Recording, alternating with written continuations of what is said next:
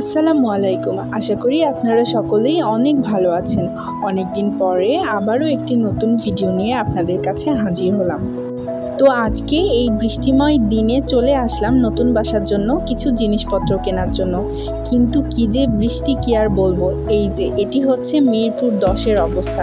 এখানে তো একটু বৃষ্টি হলেই আপনারা সকলেই জানেন একদম বন্যা হয়ে যায়, নদী সাগর যা বলে আর কি সব হয়ে যায় এখানে।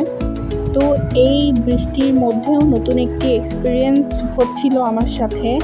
একা একা তো অনেকক্ষণ দাঁড়িয়েছিলাম, বৃষ্টি তো থামার নামই নিচ্ছিল না। সে কি বৃষ্টি, কি আর বলবো। আর ওদিকে আমার বান্ধবীকে আমি বলেছিলাম ওর সাথেই শপিং করব। ও এক জায়গায় আটকে গিয়ে দাঁড়িয়েছিল, আমিও দাঁড়িয়েছিলাম এখানে। তো অনেকক্ষণ পরে আসলে বৃষ্টি থামলো, তারপরে আমরা গেলাম কেনাকাটা করার জন্য। ঘর সাজাবো বলে অনলাইন থেকে বেশ কিছুদিন থেকেই কিছু পেজে দেখছিলাম 1000 টাকার মধ্যে অনেক কিছু দিচ্ছে এরকম। তো আমি একটু নতুনভাবে এক্সপিরিয়েন্স করতে চাইলাম যে অনলাইন থেকে না নিয়ে দেখি তো শপে গিয়ে 1000 টাকার মধ্যে আমি কি নিতে পারি। মানে রোড সাইড শপ আর কি, বাট ভালো, মিরপুর 2-এ এরকম আছে। তো এটাও আমি খোঁজখবর নিয়ে আর কি গেলাম। তো যাওয়ার পরে আমার বান্ধবীর মেসে গিয়েছিলাম, অ্যান্ড ও এই যে আমি আসবো বলে বিরিয়ানি রান্না করেছিল। তো যাই হোক, এই যে আমি 1000 টাকা নিয়ে রেডি হয়ে গিয়েছি এক্সপিরিয়েন্স করার জন্য, যে দেখি এখান থেকে আমি 1000 টাকার মধ্যে কি নিতে পারি।